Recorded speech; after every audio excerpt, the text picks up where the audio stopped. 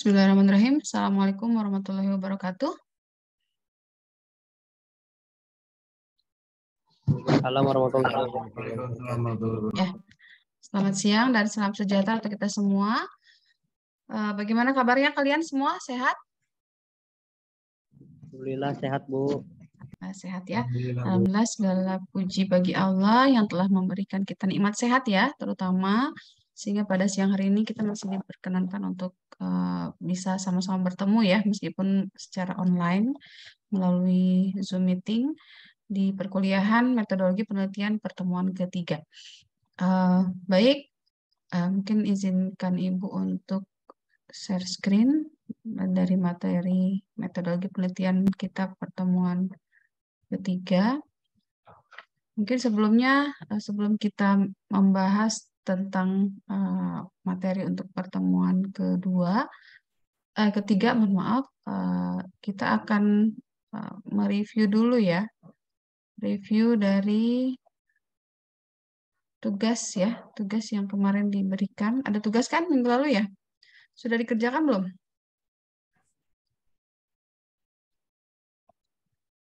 Tugasnya. Sudah, Bu. Yang review jurnal, Bu. Ya, review jurnal. Sudah ya? Ada yang sudah, ada yang belum ya? Ibu tadi cek, baru ada 18 orang yang mengerjakan tugas ya.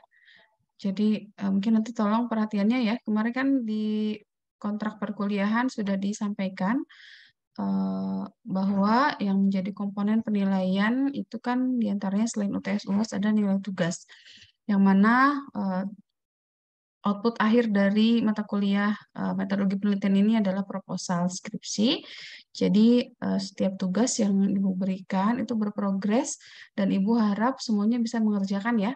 Jadi tolong untuk dikerjakan, yang sekarang belum submit, misalnya silakan disubmit, masih bisa untuk mensubmit, tetapi apabila kalian terlambat mensubmit tugasnya, tentu nilainya tidak sama dengan teman-teman yang mensubmit tugas sesuai dengan waktu yang ditentukan. Minggu lalu kalau tidak salah ada tugas untuk mereview jurnal ya? Betul? Iya, Bu. Ya, mereview jurnal. Jadi kalian diminta untuk membuat topik penelitian, kemudian carilah jurnal yang relevan dengan topik yang kalian buat, gitu ya. Kemarin juga Ibu sudah minta ketua kelas untuk membuat list dari masing-masing topik penelitian. Nah, ini sudah masuk ya, ada beberapa. Siapa kemarin? Winda ya, yang membuatkan ini ya. Winda ada di sini? Iya, Bu. Ada, Bu. Ada ya. Terima kasih ya Winda ya sudah memfasilitasi teman-teman untuk menuliskan topik penelitiannya, tetapi di sini baru 11 orang ya yang mengisi. Jadi tolong yang lainnya untuk dilengkapi karena nanti tugas kalian ini kita akan bahas. Jadi di metodologi penelitian ini setidaknya mungkin ada satu insight untuk kalian gitu. Ini semacam mungkin bimbingan singkat gitu ya untuk secara keseluruhan satu kelas sehingga kalian bisa tergambar nanti bagaimana cara untuk membuat proposal skripsi yang baik gitu ya. Itu harapan Ibu seperti itu. Jadi tolong diikuti dengan baik, semua tugas-tugasnya harus diisi karena setiap pertemuan akan berprogres ya. Jadi hari ini kita akan membahas tentang hasil tugas yang kemarin, gitu juga dengan pertemuan berikutnya. Nah, minggu yang lalu kita diminta untuk mencari topik penelitian yang sesuai dengan passion kalian gitu ya, yang memang nanti akan diteliti. Atau mungkin yang sudah menulis proposal ya sesuai dengan proposal yang kalian sudah buat. Nah, ini ada beberapa, Ibu bacakan saja ya yang sudah masuk, terima kasih. Ada Zidan, ini tentang analisis kebutuhan fasilitas pedestrian di kampus FT Untirta. Kemudian Winda Kusumaningrum terkait dengan pengaruh penggunaan struktur baja pada bangunan 2 tingkat sebagai bangunan yang hemat biaya studi. Wahyu Setiawan, perencanaan ulang struktur gedung parkir. Kemudian Ahmad Robi, studi potensi air tanah untuk pengembangan pemanfaatan air. Kemudian Jafir, pengaruh pemanfaatan abu terbang batubara sebagai bahan substitusi semen terhadap kuat tekan beton. Bella, pemanfaatan geopolimer serbuk marmer sebagai bahan stabilisasi tanah. Muhammad Firdan, analisis distribusi curah hujan. Agung Miftah, analisis perencanaan trase jalan tol. Dimas, analisis ya ini ya, penggunaan limbah abu sekam sebagai pengganti pilar. Kemudian Dea, pengaruh tindaan dan panjang antrian kendaraan terhadap penyempitan badan jalan. Kemudian Ahmad Muhyiddin, perencanaan jalur sepeda. Jordan, silahkan dilengkapi ya. Dan teman-teman yang lain sambil perkuliahan ini berjalan, silahkan untuk dilengkapi ya.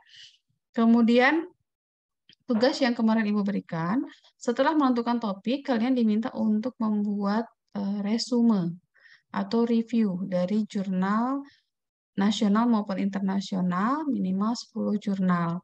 Yang mana jurnal ini adalah jurnal yang terkait ya dengan judul penelitian kita. Mungkin ada yang berkenan untuk dibahas tugasnya. Silakan siapa volunteer angkat tangan. Itu nanti Ibu tunjuk. Kalau tidak ada yang angkat tangan, nggak usah takut salah ya. Nggak apa-apa, ini kita kan belajar. Jadi kalau kalian mau menulis skripsi atau TA itu kan harus belajar bagaimana cara menulis rumusan masalah yang baik, gitu ya. Bagaimana cara menulis latar belakang yang baik dan seterusnya. Jadi mengawali ini kita diskusi saja. Jadi nanti kalian bisa ada pandangan bagaimana sih ketika kita akan mereview dari jurnal-jurnal yang sesuai dengan relevan dengan yang kita punya gitu. Silakan ada yang mau jadi volunteer? Angkat tangannya, raise hand. Yang ingin dibahas tugasnya? Halo? Ada? Punten Bu, Evia? mau nanya. Silakan, mau Kalau tanya apa? itu gimana Bu? Kenapa? Jelasin hasil reviewnya. Enggak, jadi kita ambil contoh misalnya Jafil bersedia untuk diambil contoh tugasnya ya. Jadi nanti Ibu akan bahas tugasnya Jafil di sini gitu. Bersedia Jafil? Boleh Bu, boleh. Boleh ya. Jadi tugas Jafil akan Ibu review ya. Jafil tadi ini ya. Pengaruh pemanfaatan abu terbang batu bara sebagai bahan substitusi semen terhadap kuat tekan beton ya Jafil ya.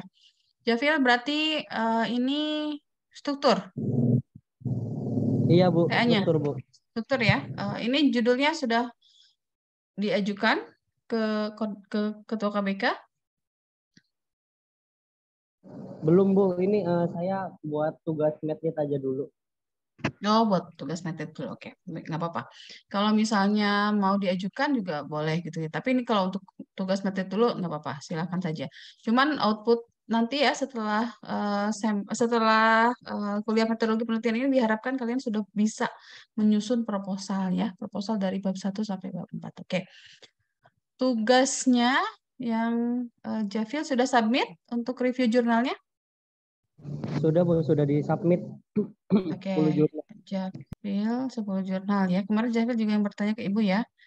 Nah ini Iya Bu, tapi itu jurnal yang berkaitan langsung cuma dapat 7. nggak apa-apa. Langsung dapat 3.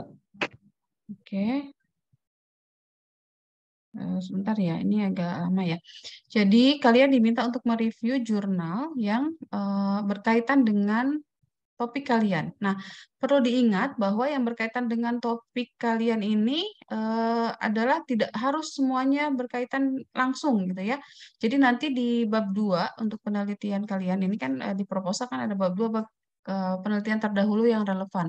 Di sana bisa kita cantumkan gitu ya beberapa penelitian minimal 10 ya dari jurnal nasional maupun internasional yang ada kaitannya dengan penelitian kita, baik itu terkait secara langsung maupun tidak langsung. Contoh misalnya untuk penelitiannya Jafil, ini kan Jafil mengambil topik atau judul pengaruh pemanfaatan abu terbang batu bara sebagai bahan substitusi semen terhadap kuat tekan beton. Berarti bisa mencari jurnal-jurnal yang terkait dengan pemanfaatan abu terbang ini ya, abu terbang batu bara. Ada banyak, ada berapa misalnya dapat 7. Nah, kemudian mencari lagi pemanfaatan selain abu terbang batu bara itu ada apa lagi misalnya ya bahan tambahnya gitu ya.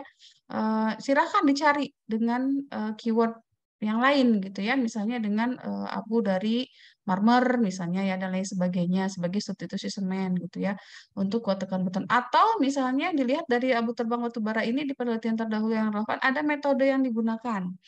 Ya, nah metodenya yang kalian mau ambil sebagai acuan boleh juga gitu ya. Jadi tidak selalu harus sama persis plek dengan judul yang kita punya. Jadi kita bisa ambil berbagai referensi yang ada relate-nya, ada relevansinya dengan penelitian kita, baik itu berrelevansi secara langsung maupun tidak langsung. Nah, ini yang sudah dibuat oleh Javil. Ada 10 jurnal ya, Javil ya. Ibu juga minta untuk diceritakan ya jurnal-jurnalnya ini sudah. Terima kasih Javil. Tugasnya sudah dikerjakan dengan baik. Kemudian apa saja ya jurnal yang sudah dibuat oleh Javil reviewnya. Yang pertama ada dari Universitas Tompo Tikaluvuk ya, pemanfaatan fly ash batubara sebagai bahan tambah dalam pembuatan beton. Kemudian pengaruh bahan tambah fly ash batubara terhadap kotekan beton mutu tinggi. Banyak ya yang meneliti tentang fly ash dari batubara ya. Kemudian ada lagi variasi penambahan fly ash terhadap kotekan beton. Nah, ini fly ash-nya saja ya, variasinya gitu ya. Kemudian ada pemanfaatan abu terbang fly ash sebagai bahan substitusi semen pada beton mutu normal. Kemudian pemanfaatan abu terbang pada kotekan beton. Hampir sama ya semua ya. Kemudian pengaruh limbah pembakaran batu bara. Oke. Nah, itu 7 ya. Berarti yang tidak berkaitan langsung ini bubuk kaca. Nah, ini ya. Kotekan beton mutu tinggi dengan memanfaatkan fly ash bubuk kaca. Kemudian studi eksperimental pengaruh abu sekam pada abu sekam padi terhadap sifat mekanik beton serat bambu. Kemudian eksperimental kotekan beton mutu tinggi menggunakan fly ash dan water reducer and retarder menggunakan pada bangunan gedung. Oke. Nah, ini ya judul-judul ini bisa tadi yang Ibu sampaikan. Kita bisa memilih judul-judul yang memang terkait langsung ya dengan penelitian kita, yang mana tadi penelitiannya Javil mau meneliti tentang batu bara gitu ya. Batu bara untuk kotekan beton tadi ya, dicek kotekan betonnya berapa. Nah, kalau misalnya mendapatkan referensi banyak itu bagus gitu ya, yang sesuai dengan topik kita. Tetapi perlu diingat bahwa nanti ketika kita akan melakukan penelitian, jangan sampai sama persis ya dengan judul-judul yang sudah diteliti oleh teman-teman yang lain gitu ya dari jurnal yang sudah kalian dapatkan. Jadi fungsi dari memetakan ya ini namanya metadata analisis. Memetakan jurnal atau referensi dari penelitian terdahulu ini adalah untuk melihat penelitian yang lalu itu apa saja sih yang sudah dilakukan gitu ya. Apa yang sudah dilakukan dan apa yang belum dilakukan. Nah, sebaiknya penelitian kita ini melakukan penelitian yang belum dilakukan sebelumnya, itu idealnya. Tetapi boleh saja melakukan penelitian yang sudah dilakukan oleh orang lain dengan catatan ada bedanya. Misalnya ditambahkan dengan metode yang berbeda gitu ya, atau dibuat dengan benda uji yang berbeda dan lain sebagainya gitu ya. Jadi harus ada pembeda. Karena nanti di bab 2 itu selain kalian membuat diagram keterkaitan penelitian, kalian juga diminta untuk membuat irisan, ya, irisan diagram irisan penelitian. Jadi di mana irisannya dari 10 penelitian terdahulu ini, mana yang bersamaan, membuat diagram yang mana yang sama, mana yang berbeda. Nah, nanti penelitian kalian ada di mana, gitu ya. Nah, ini judul penelitian yang pertama. Rumusan masalahnya bagaimana pemanfaatan fly ash batubara sebagai bahan tambah untuk substitusi semen pada beton mutu tinggi. Tujuannya menganalisis perhitungan campuran beton bermutu tinggi. Metodenya kotekan beton. Mungkin metode penelitiannya ya, nanti dicek. Metode penelitian itu kan ada yang studi eksperimental gitu ya, eksperimental di lapangan, di laboratorium dan lain sebagainya. Atau kalau yang manajemen misalnya dengan metode penyebaran kuesioner gitu ya untuk metode surveinya gitu ya, survei menggunakan metode kuesioner, kemudian analisis datanya dengan analisis data statistik. Jadi metode ini bukan hanya metode untuk di perhitungan kuat tekan betonnya saja ya, nanti dicek ya Javil ya, dicek metodologi penelitiannya apa gitu ya. Biasanya ada ya di bab metodologi ya. Jadi metodologi penelitiannya menggunakan metode apa, kemudian nanti bisa dituliskan di sini. Jadi nanti kita di hari ini akan membahas jenis-jenis metode penelitian sehingga kalian bisa tergambar. Kemudian hasilnya, nah ini hasilnya biasanya menunjukkan hasil angka ya, berupa angka bagaimana dari pencampuran tadi pemanfaatan fly ash batubara ini apakah berpengaruh terhadap kuat tekan beton atau tidak gitu ya. Nah, ini harus disesuaikan. Nah, untuk penelitian ini harus inline ya antara rumusan masalah, tujuan, dan hasil atau kesimpulan. Jadi ketika bertanya tentang bagaimana pengaruh fly ash, kemudian tujuannya berarti mengetahui pengaruh fly ash, maka hasilnya adalah ya berarti pengaruh fly ash-nya berapa persen gitu ya, tingkat pengaruhnya atau menghasilkan kotekan yang seperti apa. Ini sudah bagus ya untuk tugasnya Jafil. Mungkin belum ada yang internasionalnya ya Jafil ya. Ini semuanya nasional ya. Belum Bu, masih jurnal nasional pakainya. Jurnal nasional pakainya. Nah, nanti kalian kalau misalnya skripsi, paling nggak ada dua atau tiga penelitian dari internasional. Biasanya kita bisa mencari kebaruan penelitian itu dari jurnal-jurnal internasional ya, karena biasanya mereka terupdate gitu ya. Kemarin seperti yang Ibu sampaikan bahwa penelitian kita ini kan bisa berawal dari yang namanya masalah gitu ya. Jadi ada masalah apa di lapangan yang menarik untuk diteliti gitu ya. Dari masalah itu nanti ada gapnya, ada kesenjangan sehingga kita bisa memunculkan pertanyaan, rumusan masalah, research question gitu ya. Nah, dari research question itu nanti bisa dicari tahu dengan menggunakan metode tertentu sehingga bisa kita simpulkan. Nah, untuk penelitian-penelitian terbaru biasanya banyak ya dari penelitian internasional. Mungkin yang di Indonesia belum pernah diterapkan, di luar negeri sudah diterapkan. Nah, itu bisa kita pakai ya sebagai satu benchmark gitu ya, sebagai satu pembanding gitu ya. Pembanding dari penelitian dari orang-orang yang di luar gitu ya. Jadi ini sudah bagus, tapi silakan untuk ditambahkan ya dengan penelitian yang berasal dari jurnal internasional. Nanti ya ketika membuat proposalnya silakan ditambahkan. Kemudian di bagian bawah nanti untuk penelitian terdahulu yang relevan ini, biasanya teman-teman yang menulis skripsi di bagian bawahnya menuliskan penelitian kaliannya gitu ya. Jadi nama Jafil di sini, judulnya apa, kemudian rumusan masalahnya Jafil apa, tujuannya, kemudian metodenya dan juga hasil dari penelitiannya nanti diharapkan seperti apa atau bisa dikosongkan hasilnya karena penelitiannya kan belum, sehingga nanti bisa dibandingkan penelitian terdahulu itu membahas tentang apa, kemudian penelitiannya Jafil membahas tentang apa. Di bab 1 itu ada yang namanya keaslian penelitian. Jadi di keaslian penelitian ini harus kita menyatakan bahwa penelitian ini asli dan belum pernah diteliti sebelumnya, gitu ya, tidak ada unsur plagiasi. Jadi Ibu sarankan ketika Jafil misalnya ingin meneliti tentang fly ash tadi ya, batu bara ya, terhadap kotekan beton, carilah gitu ya hal yang memang unik, menarik dari penelitian-penelitian yang banyak ini, karena kan sudah terlalu banyak ya diteliti oleh orang-orang lain gitu ya. Cari mana yang memang belum diteliti gitu ya, bagian mananya gitu ya. Mungkin perlakuannya persentasenya apa namanya variasi persentasenya gitu kita bisa bedakan. Jadi tidak disarankan penelitian kita itu hanya mengganti-ganti lokasi penelitian saja ya, atau mengganti apa namanya ya, biasanya ya tempat atau lokasi penelitian. Misalnya tadinya di Banten, yang lain ada di daerah Bukit Tinggi atau daerah di mana tadi ada yang di Lombok dan lain sebagainya. Jafil meneliti di daerah Banten misalnya ya seperti itu. Itu tidak disarankan hanya mengganti-ganti tempat saja, tetapi memang harus ada kebaruannya, harus ada novelty-nya. Tapi ini sudah bagus ya. Terima kasih Jafil sudah mengerjakan tugasnya dengan baik dan sudah bersedia untuk direview ya tugasnya ini. Tinggal dilengkapi lagi, kemudian dicek kembali ya untuk metode ini ya. Jadi metode yang dimaksud di sini adalah metode penelitiannya. Gitu ya, metodenya dengan apa? Misalnya eksperimental gitu ya. Eksperimental di lapangan atau di laboratorium seperti itu. Itu mungkin ada pertanyaan Jafil? Ya, baik Bu, terima kasih kembali. Mau nanya Bu, kalau misalkan penelitiannya sama tapi hanya melanjutkan dari saran penelitian sebelumnya itu boleh nggak ya Bu? Itu boleh sekali ya. Bagus sekali pertanyaannya dari Jafil. Jadi salah satu trik gitu ya, salah satu cara kita untuk mencari topik, kadang kan kita bingung ya, mau meneliti apa gitu, cari topik apa. Makanya penting sekali mencari referensi gitu ya, referensi penelitian. Selain jurnal-jurnal, kita juga harus punya TA utuh ya. TA utuh yang memang menjadi guidance untuk kita nanti. Nah, salah satu trik untuk kita bisa menemukan topik penelitian yang cocok untuk kita, biasanya baca di bagian saran. Betul ya, Jafil tadi ya. Jadi di bagian saran, biasanya ada saran untuk penelitian lebih lanjut. Jadi terkadang si peneliti itu sudah melakukan penelitian.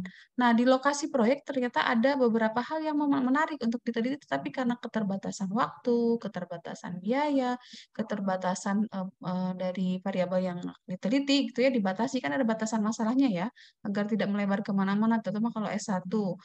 Itu kan tidak terlalu luas ya ininya cakupannya. Nah, misalnya ditemukan di lapangan ketika penelitian ada hal yang menarik. Nah, ini biasanya disarankan di bagian saran untuk penelitian lebih lanjut. Nah, itu yang kita bisa teruskan gitu ya. Jadi Javil bisa membaca dan teman-teman juga ya bisa membaca penelitian-penelitian sejenis ini mereka menyarankan apa. Dasaran itulah yang bisa dipakai sebagai topik kalian, sebagai pengembangan ya. Jadi penelitian itu bisa berlanjut, bisa continue dan itu malah bagus gitu ya. Jadi kita tidak mengulang penelitian-penelitian yang sudah dilakukan gitu ya. Tetapi tadi meneruskan gitu ya, meneliti apa yang belum diteliti, itu yang lebih baik. Gitu ya Javil ya. Bagus sekali pertanyaannya. Baik Bu, terima kasih. Ya, jelas? Ada pertanyaan dari teman-teman yang lain? Yang lain ada yang mau direview lagi? Cukup satu ya tugasnya ya, tolong dikerjakan semua ya, karena nanti ini Ibu akan cek, ini nanti masuk ke bab 2 ya. Jadi mungkin kalian pernah melihat proposal atau skripsi dari kakak-kakak angkatan, atau sering mengikuti seminar proposal, seminar hasil gitu ya. Kalian bisa melihat nanti tabel ini yang akan dimasukkan ke bab 2. Jadi kalian sudah punya bab 2 ini kalau sudah memiliki tabel dari review jurnal, tinggal dibuat paragrafnya. Jadi bab 2 itu adalah penelitian terdahulu yang relevan kan pembahasannya. Jadi tinjauan pustaka. Jadi kalian meninjau pustaka, referensi-referensi yang terkait dengan penelitian kalian, dibuat di tabel 10 penelitian minimal, tetapi untuk dibahas lebih detail itu silakan, tidak perlu 10-10-nya dibahas. Jadi di bab awal penjelasannya diambil saja yang paling relate atau yang paling relevan, yang relevansinya tinggi dengan kalian gitu ya. Tapi ditabelkannya bisa lebih dari 3 gitu ya. Jadi ini penelitian kalian di bab 2 sudah punya, sudah di tangan, tinggal ditulis gitu ya. Kemudian tinggal ditambahkan dengan diagram keterkaitan penelitiannya, kemudian irisan penelitiannya. Jadi ini penting. Nah, ketika membuat ini, kemarin Ibu juga sudah sampaikan tidak boleh hanya membaca abstrak saja, karena di abstrak kan hanya ringkasan ya, ringkasan dari dalam tulisan jurnal tersebut gitu ya. Jadi sebaiknya dibaca secara utuh sehingga kalian bisa lebih memahami. Atau bahkan lebih baiknya kalian punya juga draft dari skripsi yang utuhnya ya, dalam bentuk lengkap gitu ya, PDF lengkap dari bab 1 sampai bab terakhir gitu. Karena jurnal itu sebenarnya naskah ringkas juga gitu ya, dari skripsi. Jadi untuk lebih memahami lagi bagaimana cara menulisnya, kalian bisa pakai skripsi utuhnya sebagai pembanding atau sebagai pedoman kalian ketika menulis gitu ya. Apa yang harus diteliti, apa yang harus ditulis gitu ya, apa yang harus dicantumkan gitu ya, seperti itu sebagai contoh. Tapi bukan berarti kita meng-copy paste ya, bukan memplagiat gitu ya, tetapi memakai sebagai referensi. Nah ini juga biasanya tabel ini diminta nanti untuk ketua KBK ketika kalian akan mengajukan judul ya. Jadi ketika ingin mengajukan judul, kalau kalian sudah punya ini, kalian pede gitu ya. Tidak bingung lagi, kalian mau meneliti apa gitu ya. Karena kalian sudah mencoba nih, apa ya, mengkategorikan gitu ya dari topik. Misalnya kita punya topik apa, tertarik ingin meneliti tentang apa. Silakan ditulis aja keywordnya. Misalnya tadi si Javil mau meneliti tentang fly ash batu bara. Diketik aja keywordnya fly ash batu bara. Orang-orang meneliti fly ash batu baranya di mana gitu ya. Bagaimana caranya? Nanti akan muncul banyak sekali. Nah, kalian nanti baru bisa menentukan kalian mau meneliti apa dengan membuat metadata analisis seperti ini. Ini bisa menjadi dasar ketika dibawa ke Ketua KBK untuk pengajuan judul, pengajuan dosen pembimbing penguji. Kalian sudah punya dasar, sudah punya bekal gitu ya. Bisa disampaikan, Pak, saya tertarik meneliti tentang ini karena begini, menurut jurnal ini begini gitu ya. Jadi bisa bunyi gitu ya ketika berbicara di depan Ketua KBK. Begitu mungkin ada pertanyaan atau ada yang mau disampaikan? Kira-kira bisa dipahami? Halo? Ya. Nah, paham ya.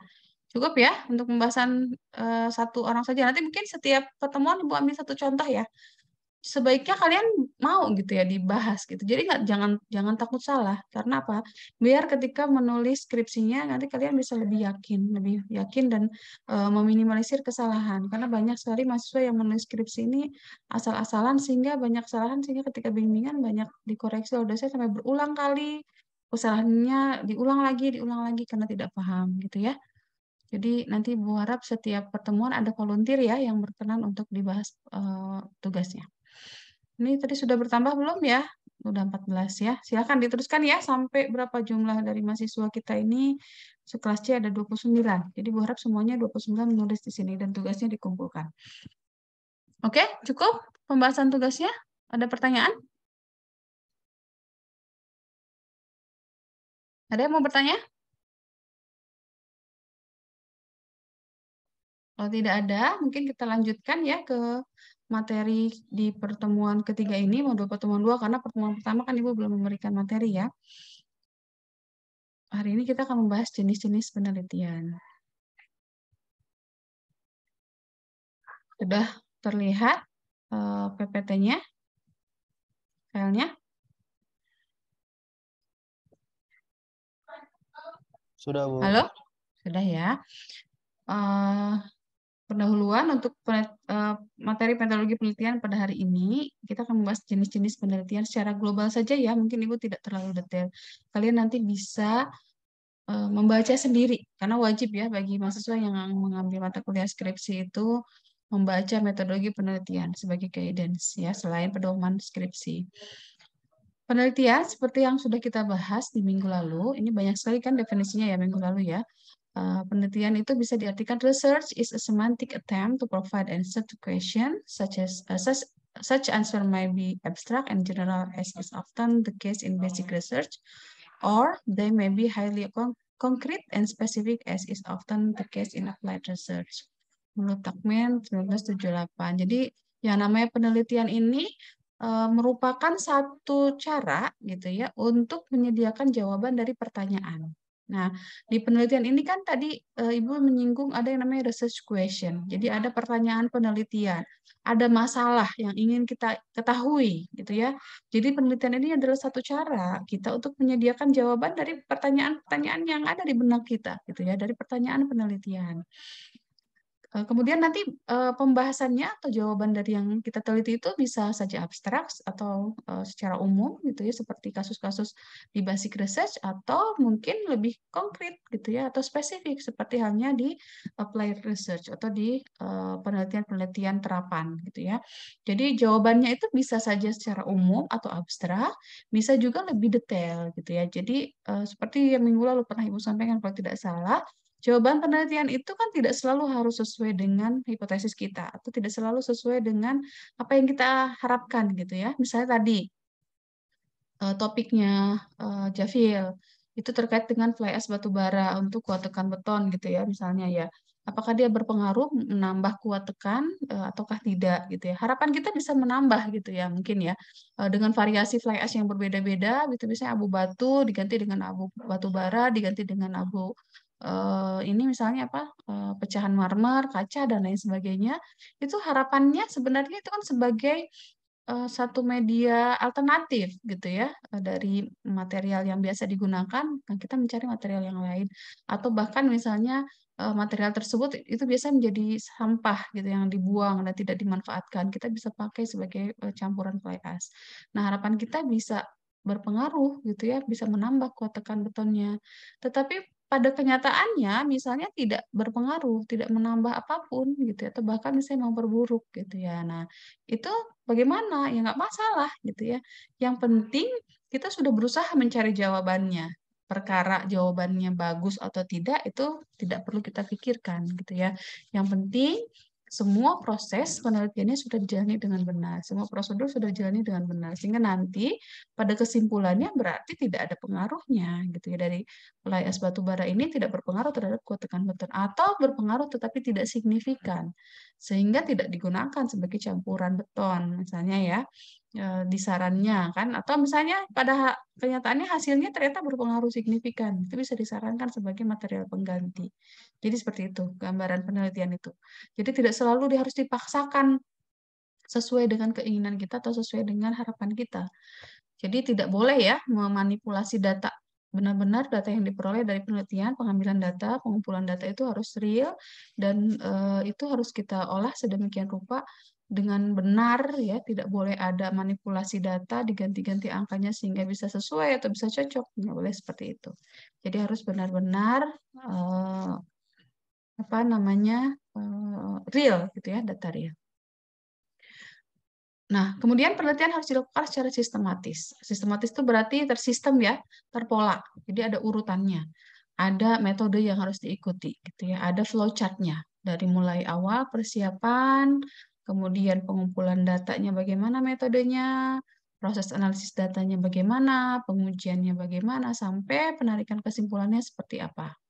Ya, jadi harus sistematis berkaitan dengan metode ilmiah. Yang berarti ada prosedur yang ditandai dengan keteraturan dan ketuntasan. Semua prosedur harus teratur dan harus tuntas. Ya, jadi tidak boleh ada step yang dilewati. Nah, terkadang banyak nih mahasiswa yang melakukan penelitian. Contoh misalnya ya, penelitian MRK, karena Ibu bidangnya MRK ya. Penelitian MRK biasanya banyak yang menggunakan metode pengumpulan datanya dengan survei menggunakan kuesioner gitu ya. Nah, kuesioner kemudian dianalisis data menggunakan tools analisis data dengan analisis korelasi, regresi dan seterusnya. Nah, itu kan harusnya step by step itu diikuti dengan benar gitu ya. Nah, ketika dilakukan analisis, ternyata hasilnya kok tidak masuk akal. Jadi bukan berarti benar atau salah ya hasil itu tadi. Tetapi kan kita bisa mengukur ya si hasil penelitian ini masuk akal atau tidak nih, kenapa jadi begini hasilnya gitu ya. Nah, mungkin ada satu step yang terlewat terkadang gitu ya. Makanya ketika menganalisis data, kita harus berusaha untuk menganalisis secara berulang sampai hasilnya ajak atau konsisten. Bagaimana kita ketahui bahwa data itu kan harus ada yang namanya validitas dan reliabilitas. Valid itu sah, reliabilitas itu berarti reliable, ajak, konsisten. Jadi datanya konsisten. Nah, kalau sudah konsisten, diulang berkali-kali hasilnya tetap sama, ya itulah yang kita simpulkan, gitu ya. Makanya penelitian ini harus dilakukan secara sistematis menggunakan metode ilmiah dan tidak boleh kita mengira-ngira ya, tidak boleh menurut prasangka kita, menurut pendapat kita, tetapi benar-benar harus diuji menggunakan tools metode yang kita pilih gitu ya. Kemudian juga harus teratur dan tuntas. Jadi semua step harus dilewati dengan teratur dan juga tuntas. Selesai ya, sehingga pada akhirnya nanti kita bisa simpulkan. Lebih bagus lagi data yang kita analisis itu divalidasi lagi gitu ya. Biasanya ada validasi pakar. Jadi ditanyakan kembali ke pakar kalau kita sudah menganalisis apakah benar hasil analisis kita ataukah tidak gitu ya. Nah, ini adalah satu ciri dari yang namanya penelitian. Makanya penelitian ini skripsi TA itu berbeda dengan tugas seperti halnya mata kuliah lain makalah gitu ya. TA atau skripsi ini harus memiliki metode yang dilaksanakan secara prosedural dan sistematis. Nah, ini ada beberapa karakteristik metode ilmiah. Penelitian harus dilakukan secara sistematis berkaitan dengan metode ilmiah, berarti ada prosedur yang ditandai dengan keteraturan dan ketuntasan tadi ya, seperti di slide sebelumnya. Yang pertama, metode ini harus bersifat kritis dan analitis. Jadi metode penelitian yang kita pakai itu harus menunjukkan adanya proses yang tepat dan benar untuk mengidentifikasi masalah. Harus cocok gitu ya, mau pakai metode apa gitu ya. Kemudian harus kritis dan analitis, harus menjalankan prosesnya dengan baik dan benar untuk mengidentifikasi masalah. Kemudian bersifat logis, digunakan untuk memberi argumen ilmiah. Jadi ketika kita sudah memilih satu metode, berarti metode ini harus bisa memberikan argumen. Argumen dari penelitian kita ini nanti akan bunyi di kesimpulan. Kesimpulannya juga harus rasional dan berdasarkan bukti. Jadi kita nggak bisa membuat satu kesimpulan yang asal-asalan gitu ya. Tetapi melalui proses yang rasional. Jadi prosesnya dari mulai awal rumusan masalah, tujuan penelitian, kemudian dilakukan analisis data dan akhirnya disimpulkan secara rasional berdasarkan bukti-bukti yang sudah kalian kumpulkan, yang sudah dianalisis. Kemudian juga harus bersifat objektif. Nah, ini objektif berarti menggambarkan hal yang sebenarnya ya. Jadi tidak boleh tadi yang Ibu sampaikan, tidak boleh ada yang namanya manipulasi data gitu ya. Objektivitas menghasilkan penyelidikan yang dapat dicontoh oleh ilmuwan lain dalam studi yang sama dan kondisi yang sama. Jadi dengan objektivitas ini nanti bisa di-refer oleh teman-teman yang lain gitu ya ketika ingin melakukan studi seperti kita, seperti kalian nih. Kalian kan akan merefer ke jurnal-jurnal terbaru 5 tahun terakhir ya, yang hasil diperoleh oleh mereka itu hampir sama dengan apa yang akan kita teliti. Nah ini makanya perlu sekali menjunjung tinggi nilai objektivitas dalam penelitian, gitu ya. Makanya metode ini bersifat objektif. Kemudian metode bersifat konseptual, konseptual dan teoritis. Pengembangan konsep dan struktur teori hasilnya dapat dipertanggungjawabkan secara ilmiah. Nah, ini ketika kita akan menulis proposal, kita harus berdasar atas konsep dan teori-teori yang berlaku yang sesuai dengan penelitian kita, sesuai dengan judul kita. Nanti di proposal itu kan ada bab landasan teori ya. Bab 3, landasan teori ini adalah teori-teori yang mendasari penelitian kita. Nah, ini misalnya tadi ada yang meneliti tentang analisis kebutuhan fasilitas pedestrian di kampus atau Titanic Zidan. Kemudian Winda, pengaruh penggunaan struktur baja pada bangunan tingkat tinggi. Nah, inilah yang harus dikupas di landasan teori ini, semuanya harus dikupas yang disebutkan di judul ini. Dikupas secara detail. Banyak proposal-proposal atau skripsi-skripsi dari teman-teman di Untirta ini yang kurang detail di pembahasan landasan teorinya. Terkadang hanya 3 lembar, 4 lembar gitu ya. Padahal sebenarnya ini yang penting sekali dan tidak boleh dikesampingkan. Karena ketika kita akan meneliti, kita harus mengacu kepada teori-teori yang ada gitu ya, yang terkait dengan judul kita. Kemudian penelitian kita ini kan nanti akan di-refer oleh orang lain, akan dibaca oleh orang lain. Tidak hanya yang bidangnya sama dengan kita, bidang sipil atau KBK-nya sama dengan KBK kita, bahkan bisa di-refer oleh orang-orang yang jurusannya berbeda, fakultasnya berbeda, itu bidang ilmunya berbeda. Maka penjelasan di bab 3 untuk landasan teori ini harus sangat detail sekali. Contoh misalnya, untuk yang Winda nih, misalnya contoh ya, pengaruh penggunaan struktur baja pada bangunan 2 tingkat sebagai bangunan yang hemat biaya studi. Berarti Winda harus membahas tentang struktur bangunan secara umum. Ya, struktur bangunan itu ada struktur baja, struktur kayu, struktur beton, misalnya secara umum ya. Nanti baru didetailkan di struktur bajanya. Kemudian bangunan 2 tingkat, berarti kan bangunan 2 lantai ini kan bangunan ini ya, bangunan tinggi gitu ya. Jadi ada jenis bangunan. Bangunan itu kan beda-beda. Ada bangunan gedung, ada bangunan jalan, jembatan, dan seterusnya. Kemudian ada bangunan 1 lantai, 2 lantai, itu juga harus didetailkan. Kemudian kalau membahas tentang hemat biaya studi, nah berarti harus ada pembahasan tentang pembiayaan. Pembiayaan bangunan seperti apa gitu ya, skema pembiayaan untuk bangunan gedung ini gitu ya. Dicari referensinya, cari bukunya. Nah, nanti sehingga bisa masuk ke seperti apa sih yang hemat biaya studi itu, orang bisa tergambar. Gitu ya. Itu contohnya. Atau tadi yang Jafil, pengaruh pemanfaatan abu terbang batu bara sebagai bahan substitusi semen. Berarti harus dibahas tentang bahan tambahnya ya, WS-nya ya, bahan substitusi semen terhadap kuat tekan beton gitu. Oh, semen itu bahan ikat ya. Ininya ya, apa namanya, material untuk mengikat ya. Berarti harus dibahas terkait dengan bahan-bahan bangunan secara umum gitu ya, bahan bangunan, kemudian nanti ada bahan jenis-jenis bahan bangunan, ada bahan tambahnya, ada bahan pengikatnya gitu ya, dan seterusnya gitu ya, ada pembahasan tentang semennya, ada pembahasan tersendiri tentang batu baranya itu sendiri, abu batu baranya dibahas gitu ya, bagaimana kondisi abu batu bara keadaannya pada saat ini, misalnya ya dewasa ini seperti apa, apakah sudah termanfaatkan dengan baik atau belum, kemudian nanti ada pembahasan tentang kuat tekan betonnya, gitu ya. Bagaimana prosedur pengujian kuat tekan beton, alat yang digunakan untuk kuat tekan beton, dan seterusnya. Itu harus dibahas, gitu ya. Itu tadi ya, metode yang kita gunakan tuh harus bisa konseptual dan teoritis. Jadi harus dilandasi dengan struktur teori-teori, konsep-konsep yang nanti bisa kita pertanggungjawabkan secara ilmiah. Harus merefer kepada referensi. Jadi ketika menulis penelitian, menulis proposal, kita harus banyak baca referensi, baik itu jurnal maupun buku ya, buku-buku referensi yang akan memperkaya hazanah keilmuan kita sehingga kita bisa menulis proposal penelitian dengan baik. Kemudian yang berikutnya ada metode bersifat empiris. Ini yang dipakai biasanya berdasarkan kenyataan atau fakta di lapangan. Yang tadi ya hampir sama dengan yang objektif ya. Jadi metode yang dipakai oleh kita itu harus sesuai dengan kenyataan yang ada di lapangan, fakta di lapangan. Harus cocok gitu ya. Nah, itu metode bersifat empiris. Sampai sini dulu mungkin ada yang mau ditanyakan? Bu, izin bertanya, Bu. Ya, silakan. Jordan.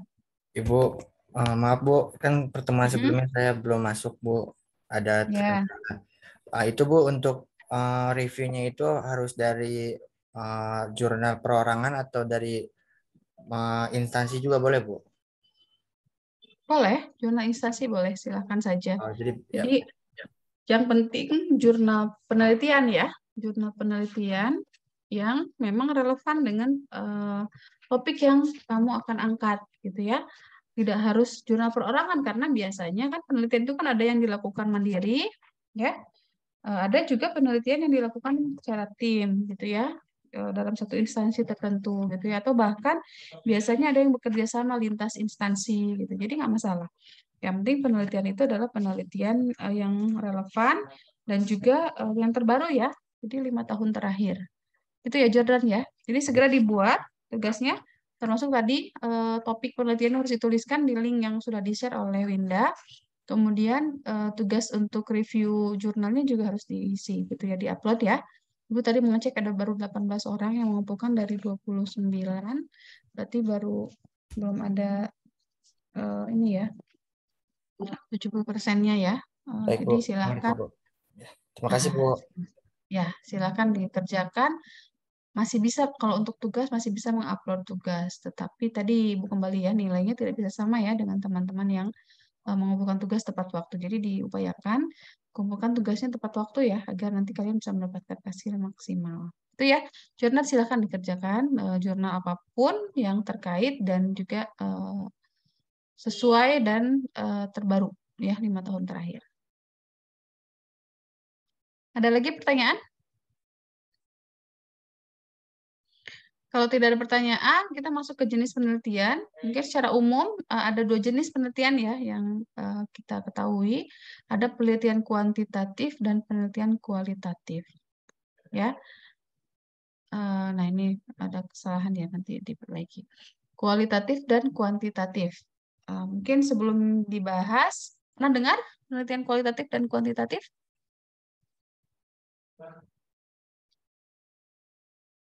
Halo? Saya pernah dengar penelitian kualitatif dan kuantitatif? Pernah, Bu.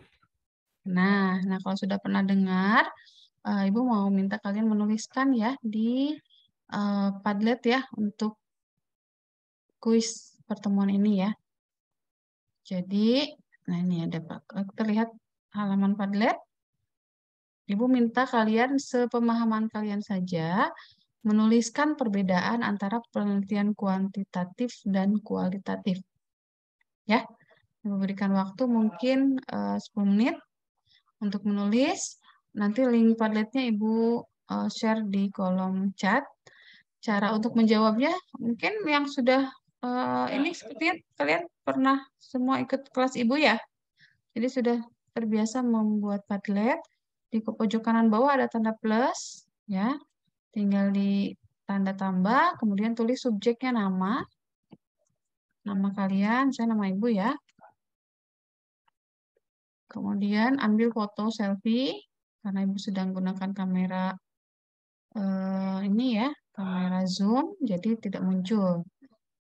Nah, ini nanti kemudian kalian bisa menuliskan hal yang Ibu minta. Jelaskan perbedaan penelitian kuantitatif dan kualitatif. Format jawabannya adalah nama dan NIM. Berarti dikasih NIM-nya ya. NIM berapa, kemudian foto selfie dan juga jawabannya. Ya. Kemudian diposting, publish. Ya, nanti akan muncul di sini jawabannya. Bentar Ibu share dulu untuk link Padletnya.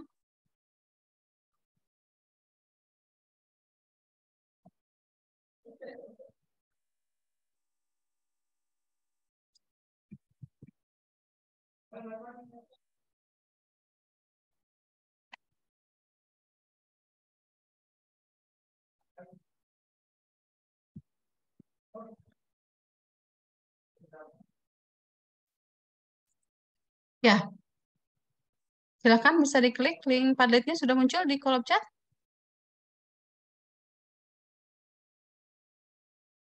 Halo? Muncul, Bu. Ya, silakan. Silakan mulai ya.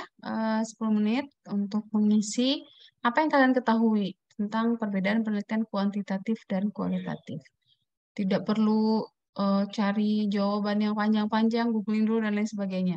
Ini sesuai dengan pemahaman kalian saja. Ya, silakan waktunya 10 menit.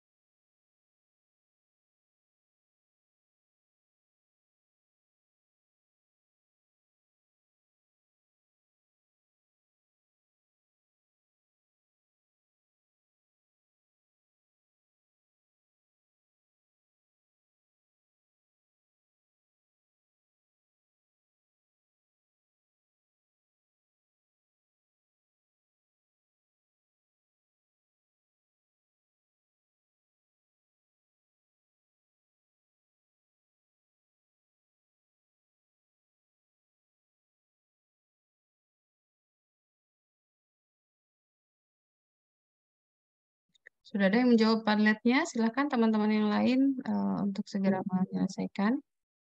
Terima kasih kepada siapa nih, Jordan ya. Jordan Mareta juga sudah mengisi tugasnya.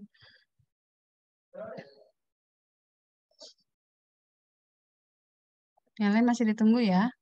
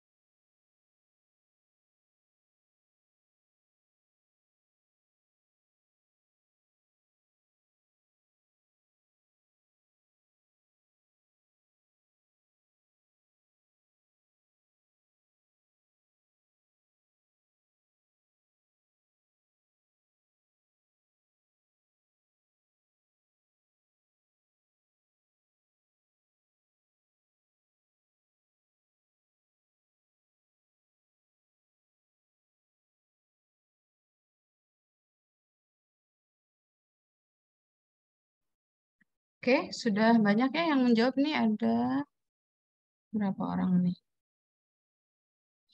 10. Ya. Yang lain? Sini ada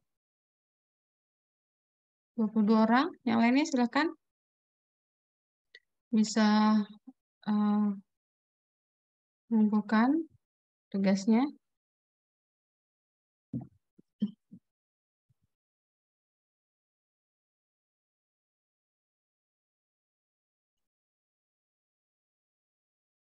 Secara umum sudah bagus-bagus ya jawabannya ya. Oke, kita bahas aja. Terima kasih ya jawaban dari teman-teman. Yang lain masih mengetik silakan, masih bisa ditunggu ya. Oke, nih sudah banyak ya jawaban dari teman-teman yang sudah menjawab apa tadi perbedaan dari penelitian kualitatif dan kuantitatif. Ya, terima kasih jawabannya ada dari Tirta, Yoni, kemudian Bella, Jafil, Rangga, Asyakur, Agus Miftah, Dimas, Winda, Tegar, Rizka Puji, Mafudin, dan lain sebagainya. Secara umum sudah Ibu baca, rata-rata pemahamannya sudah ada ya, terkait dengan penelitian kualitatif dan kuantitatif. Di sini Ibu ambil contoh ya, misalnya jawaban dari Tegar. Penelitian kuantitatif adalah penelitian yang isinya berupa jumlah atau banyaknya benda uji, atau hal yang diuji dalam penelitian tersebut dapat dihitung dan juga diukur. Sedangkan kualitatif adalah penelitian yang mementingkan kualitas atau mutu benda uji atau pengumpulan datanya dari penelitian yang dijalankan atau dilaksanakan. Bagus ya, jawaban dari Tegar Ardiansyah ini. Terima kasih jawabannya. Kemudian dari Bella, nih kualitatif bersifat mana tadi Bella? Bersifat deskriptif, pengumpulan data secara observatif dan interview, serta biasanya analisis dan dengan pengumpulan data menjadi kategori. Sedangkan kuantitatif ini menghasilkan data yang dapat dihitung dan diukur dengan angka serta analisis dengan analisis statistik. Ya, betul juga jawabannya ya. Ini juga ada jawaban dari Yoni. Penelitian kualitatif ini datanya berdasarkan pusat kualitas dan mutu benda uji, ini hampir sama ya tadi ya, dengan jawabannya Tegar.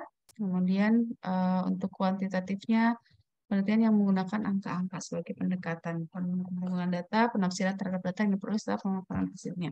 Tadi sudah paham semua ya di antara kalian ya. Sebagian besar jawabannya sudah baik, sudah bagus. Jordan juga sudah menjawab ini kuantitatif. Ini adalah sekumpulan informasi yang bisa diukur, dihitung, dan dibandingkan dengan skala numerik. Sedangkan kualitatif adalah informasi yang berbentuk deskriptif dan tidak bisa diukur dengan angka. Ya, bagus. Amanda Robi juga tadi jawabannya juga Ibu baca sudah bagus. Analisis kualitatif adalah data yang bersifat deskriptif, tidak terstruktur dan biasanya kata-kata. Sementara kuantitatif merupakan data yang bisa diberi angka atau dinilai, diukur ya dengan skala numerik. Kuantitatif dianalisis menggunakan analisis statistik, sedangkan kualitatif tidak melakukan itu. Oke, hampir semua sudah menjawab dengan tepat, dengan baik. Terima kasih atas jawabannya. Ya, baik, kita sama-sama bahas. Tadi sudah sebagian besar jawaban kalian sudah sesuai. Ibu hanya menambahkan saja. Kualitatif dan kuantitatif, atau kuantitatif dan kualitatif. Ini penelitian ini merupakan dua jenis penelitian secara umum ya, karena sebenarnya masih banyak jenis penelitian itu breakdown dari kualitatif dan kuantitatif gitu ya. Adapun perbedaan dari keduanya ini biasanya terletak pada metode dan teknik kajian yang digunakan. Kemudian beda dari tujuan, konsep, prosedur, sampel, cara mengambil data, cara analisis data, dan instrumentasi. Jadi banyak perbedaannya ya. Tadi teman-teman sudah menjelaskan bahwa penelitian kualitatif itu lebih ke deskriptif, gitu ya, kata-kata, gitu, tidak diolah dengan analisis statistik. Sedangkan kuantitatif ini bersifat numerik, gitu ya, data-data numerik dan diuji dengan analisis statistik. Baik, penelitian kuantitatif merupakan penelitian yang bisa dikaitkan dengan data numerik dan ketepatan. Ini berdasarkan pada metode penelitian penyelidikan positivis, di mana penelitian dilakukan melalui kajian eksperimental dan data numerik yang dipungut dan dianalisis dengan cara-cara statistik melalui penelitian kuantitatif masalah kajian dinyatakan dalam bentuk hipotesis. Jadi, data-data yang diperoleh atau yang dikumpulkan di kuantitatif ini bisa berupa data numerik, data angka, yang nanti ketika proses penelitiannya, proses analisis datanya, itu juga disajikan dalam bentuk angka, gitu ya, sehingga akhirnya nanti bisa disimpulkan dan biasanya bisa memiliki hipotesis, dugaan sementara, gitu ya. Jadi dari data-data dari lokasi penelitian kita bawa, diangkakan, kemudian nanti disajikan, dianalisis, gitu ya, kemudian disajikan dengan penyajian analisis data statistik. Nah, sedangkan kualitatif, ini penelitian yang dihasilkan dari data deskriptif berupa kata-kata atau lisan dari orang dan perilaku yang dapat diamati. Jadi biasanya ini untuk studi sosial ya, karena dia berupa kata-kata atau lisan, jadi bukan berupa angka, gitu ya. Yang dianalisis dari orang atau perilaku yang diamati.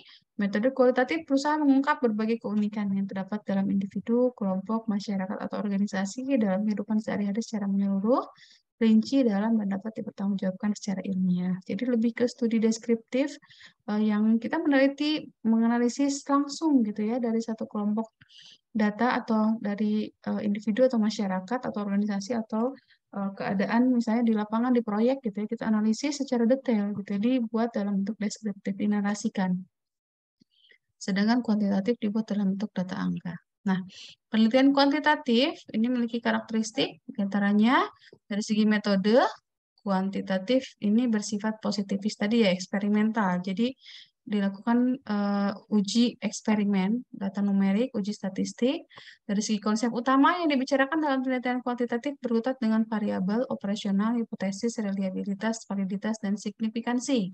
Jadi kalau untuk kuantitatif ini ada variabel-variabel yang nanti harus dicarikan satu analisis datanya secara operasional, kemudian ada hipotesisnya, kemudian data-datanya harus reliable, harus valid, gitu, harus diuji, kemudian nanti harus dicari signifikansinya berapa, gitu ya, sehingga hasil akhirnya adalah dalam bentuk angka. Sedangkan pada bidang kajian untuk kuantitatif ini biasanya menggunakan metode penelitian kuantitatif, diantaranya adalah sains dasar, teknik, industri, psikolog, ilmu politik, ekonomi, dan pendidikan. Nah, ini beberapa jenis penelitian bidang kajian yang menggunakan kuantitatif biasanya di bidang-bidang ini. Termasuk kita ya, bidang teknik itu biasanya menggunakan kuantitatif. Tapi tidak menutup kemungkinan penelitian kita ada yang menggunakan metode kualitatif. Tujuan dari penelitian kuantitatif adalah melakukan penelitian untuk menguji teori, membangun fakta, menunjukkan perbedaan, menunjukkan hubungan, meramal tingkah laku, menerangkan kejadian secara statistik. Ini tujuan yang ingin dicapai dari penelitian kuantitatif. Kemudian prosedurnya, yang pertama ada studi eksperimental. Jadi metode kuantitatif ini ada banyak ininya ya, metode untuk pengumpulan datanya. Ada studi eksperimental, ada kuasi eksperimental, ada wawancara terstruktur, ada observasi terstruktur, ada metode survei, gitu ya. Jadi berbagai jenis prosedur penelitian dari metode kuantitatif. Nah, ini ada studi eksperimental berarti menguji, bereksperimen ya, dilakukan satu tindakan eksperimental sehingga nanti kita bisa mencari tahu apakah hasil dari eksperimen kita ini sesuai dengan dugaan atau hipotesis kita. Seperti tadi penelitiannya Javil, judulnya berarti kan eksperimental gitu ya. Bereksperimen dengan abu serbuk batu bara gitu ya, apakah akan berpengaruh bisa menjadi sebagai pengganti substitusi semen gitu ya. Nah, sedangkan kuasi eksperimental ini lebih mirip dengan eksperimen, tetapi biasanya kan kalau studi eksperimental ini untuk samplingnya gitu kan diambil secara random biasanya ya kalau untuk studi ke manusia ya biasanya dengan metode kuesioner gitu ya. Samplingnya biasanya dicari dengan random sampling. Jadi siapapun yang kita temui ya itulah yang kita berikan kuesionernya gitu ya. Seperti contoh tadi misalnya ada yang meneliti di jalan misalnya ya, kinerja jalan gitu ya. Kita mau menyebarkan kuesioner. Nah, biasanya kalau studi eksperimental itu atau metode survei itu atau observasi terstruktur itu bisa dilakukan dengan random sampling. Jadi samplingnya random dari sekitar populasinya berapa, kemudian dimasukkan ke rumus Lovin, kemudian nanti akan muncul berapa sampelnya. Nah, kalau kuasi eksperimental ini eksperimen semu. Jadi yang menjadi respondennya atau sampelnya itu bukan di random lagi, tetapi sudah ditentukan kelompoknya. Misalnya penelitian di sekolah-sekolah atau di perguruan tinggi misalnya ya, sudah ada kelompok-kelompok yang akan kita teliti dan nanti akan dibagi dua gitu ya. Kelompok yang satu sebagai pembanding parameter, kelompok yang satu itu yang diberikan perlakuan atau eksperimen. Gitu. Itu contoh kuasi eksperimental. Nah, untuk sampel di penelitian kuantitatif ini biasanya sampelnya ukuran besar, metode sampelnya dengan probabilitas ya. Probabilitas itu artinya kemungkinan ya. Jadi metode sampelnya dicari nanti nilai probabilitasnya bagaimana, pemilihannya secara random, kemudian kelompok terkontrol dan berlapis. Itu untuk penelitian kuantitatif. Nah, sedangkan penelitian kualitatif ini penelitian yang tadi menurut kalian sudah betul ya jawabannya bahwa lebih ke deskriptif, jadi memaparkan, menjelaskan segala sesuatu melalui pemaparan lisan atau tulisan yang lebih detail, tidak dibuat dalam bentuk angka. Ya, dilakukan melalui kontak yang intens dalam jangka waktu yang lama dengan lapangan atau situasi kehidupan tertentu. Jadi benar-benar diteliti gitu ya. Perilaku yang ada di lokasi di lapangan itulah yang kita tuangkan dalam laporan penelitian gitu ya. Peran peneliti adalah untuk mendapatkan pandangan yang holistik atas konteks yang dikaji, logikanya, arrangementnya, aturan eksplisitnya dan implisitnya. Jadi kita berada sebagai peneliti, kita meneliti secara detail, secara holistik, secara menyeluruh, gitu ya, melihat bagaimana sih keadaan yang sebenarnya di tempat penelitian kita ini, itulah yang kita tuangkan, gitu ya. Peneliti berupaya untuk mendapatkan data tentang persepsi aktor-aktor lokal dari dalam melalui proses pemerhatian, pengertian, empati, atau penundaan prakonsepsi tentang topik yang dibicarakan. Jadi kita seolah-olah berada di dalam satu lingkungan yang kita teliti itu, gitu ya. Kita bisa memberikan persepsi sebagai orang dalam, gitu ya. Itulah yang kita tuliskan, sajikan di dalam penelitian kualitatif. Dalam membaca bahan, peneliti dapat mengisolasi tema dan ekspresi yang dapat dilihat kembali dengan informan, tetapi harus dibiarkan tetap dalam bentuk yang original. Jadi, benar-benar kita menyajikan data yang sesuai dengan keadaan aslinya. Karakteristiknya yang berikutnya adalah tugas utamanya untuk menjelaskan cara orang dalam setting tertentu memahami, menghitung, bertindak, dan mengatur situasi keseharian. Banyak penafsiran mungkin, tetapi dapat diterima adalah bersifat teoritis dan konsisten. Kemudian relatif kecil ada instrumentasi standar, peneliti pada hakikatnya adalah alat ukur kajian, kebanyakan analisis dilakukan dengan kata-kata. Kata-kata dapat dirangkai, digolongkan, dipecahkan ke dalam segmen semiotik. Kata-kata itu dapat diorganisasi agar peneliti dapat mengkontraskan, membandingkan, menganalisis, dan mempresentasikan pola-polanya.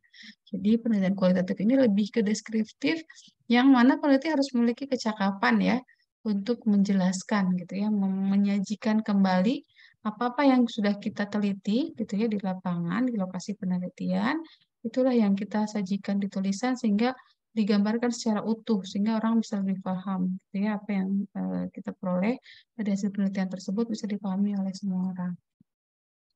Itu ya, itu untuk penelitian kualitatif. Kemudian jenis desain penelitian kualitatif ini keseluruhan rencana untuk suatu kegiatan penelitian termasuk 4 ide utama itu strategi, kerangka konseptual, tentang siapa dan apa yang akan diteliti, perangkat yang digunakan untuk mengumpulkan dan menganalisis bahan empirisnya itu dijelaskan. Kemudian desain menempatkan peneliti pada dunia nyata ketika permasalahan telah ditetapkan. Desain berada di antara masalah penelitian dan data. Persoalan dalam desain adalah data apa yang dibutuhkan, bagaimana dan siapa data tersebut akan dikumpulkan, termasuk strategi dan kerangka kajiannya. Jadi kita benar-benar harus menempatkan diri, kita harus ada di dalam satu lingkungan yang kita teliti itu, kita harus bisa menjelaskan gitu ya. Nanti bagaimana gitu ya strateginya, bagaimana kerangka kajiannya gitu ya. Data-data apa saja yang dibutuhkan, kemudian kepada siapa kita harus bertanggung jawab. Nah, metode analisis data ini bisa menggunakan metode data kualitatif studi kasus, etnografi, atau ground theory. Studi kasus biasanya ada juga ya penelitian di skripsi menggunakan studi kasus. Jadi berarti benar-benar menyajikan kasus-kasus yang ada di lapangan atau di proyek-proyek konstruksi. Kemudian kalau untuk etnografi ini lebih ke penelitian tentang etnik ya, kebudayaan atau tentang manusia gitu ya. Kemudian ground theory ini meneliti tentang bagaimana sebuah teori bisa diturunkan gitu ya. Jadi menguji sebuah keabsahan sebuah teori. Jadi bisa menggunakan metode penelitian kualitatif. Tadi jawaban kalian sudah hampir semua benar dan bagus ya. Terima kasih atas responnya ya. Ini akan menjadikan nilai untuk kuis di pertemuan ini. Baik, itu mungkin materi yang Ibu bisa sampaikan. Kira-kira ada yang mau ditanyakan atau mau disampaikan? Ada pertanyaan?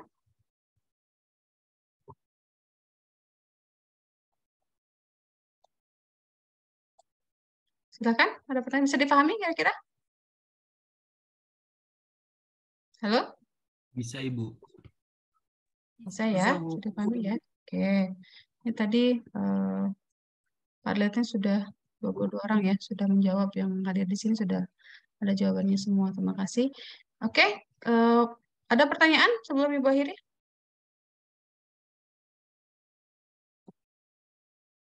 Cukup?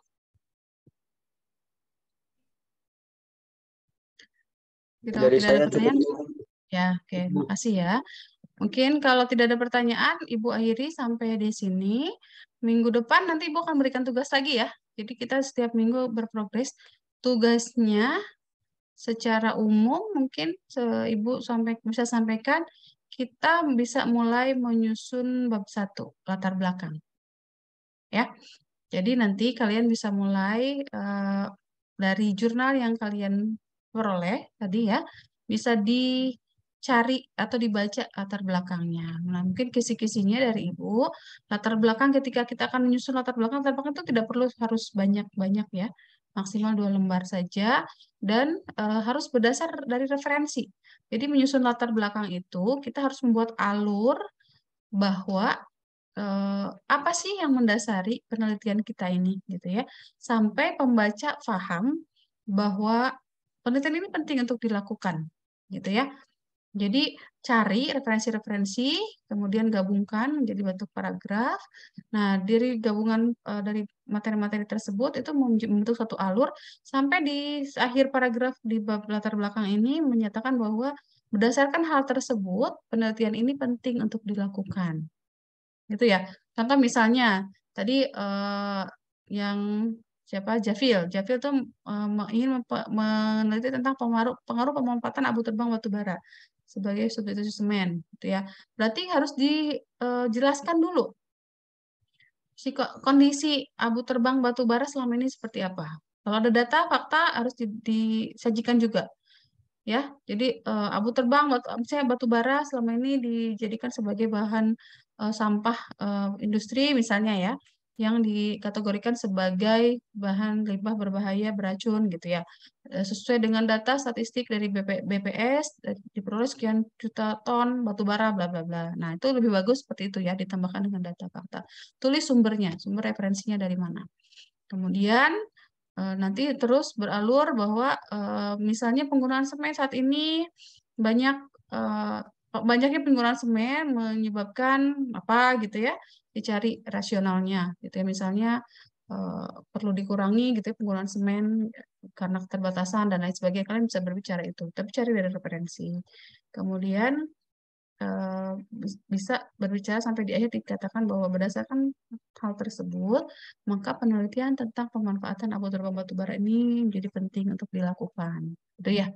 Jadi itu nanti Ibu berikan ini apa tugasnya ya, kolom tugasnya di Spada.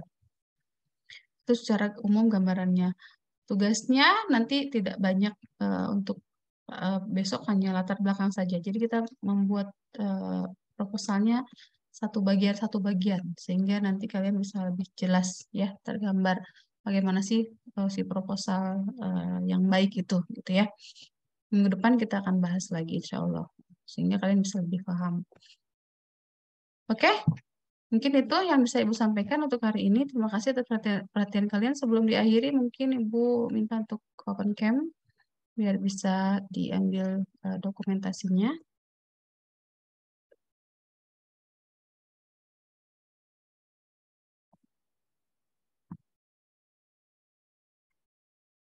Oke, ini sudah ada yang live tadi ya. Oke, ya, langsung saja ya. Masih ada yang belum open cam.